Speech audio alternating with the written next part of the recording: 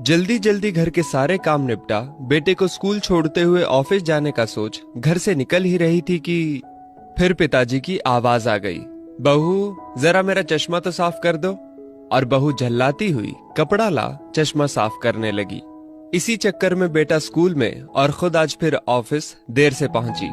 गाहे बगाहे पिताजी की यूं घर से निकलते हुए पीछे से आवाज देने की आदत बहू को अच्छी नहीं लगती थी, पर जानती थी कि पलंग से ना उठ पाने के बावजूद पिताजी पूरे दिन में उसे यही एक दो काम ही तो कहते थे।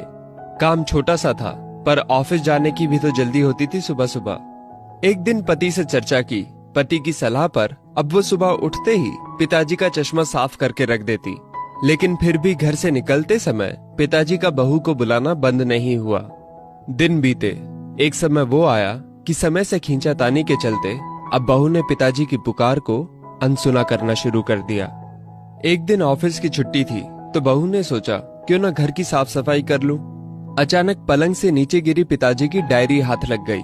उसे पलंग पर उठाकर रखते हुए उत्सुकता हुई कि देखूं तो सही पिताजी सारा दिन क्या लिखते रहते हैं। यही सोचकर यूं ही खोल दिया एक पन्ना। उस पन्ने पर लिखा था, मेरी प्यारी बहू, आज की इस भागदौड़ भरी जिंदगी में घर से निकलते समय बच्चे अक्सर बड़ों का आशीर्वाद लेना भूल जाते हैं। बस इसीलिए जब तुम चश्मा साफ कर मुझे देने के लिए झुकती हो तो मैं मन ही मन अपना हाथ तुम्हारे सिर पर रख देता। वैसे मेरा आशीष सदा तुम्हारे साथ है बेटा। आंखें नम हो गईं। बस अगले दिन से ही बहू ससुर का रिश्ता मानो पिता पुत्री में बदल गया।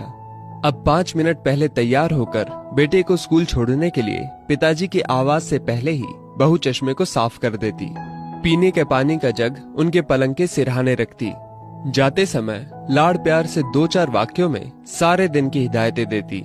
कभी उनके फल या दवाई ना खाने का उलाहना, और अंत में, अच्छा बाबूजी ऑफिस को देरी हो रही है, चलो बेटा बाबूजी को बाय बोलो, कहकर घर से निकलती। बूढ़ी हड्डियों में ना जाने कैसे ताकत सी आने लगी। दवाई वही थी पर सेहत में सुधार 10 गुना होने लगा था। पिताजी स्वस्थ होने लगे थे, परंतु अचानक एक दिन हृदय गति रुक जाने से स्वर्ग सिधार गए।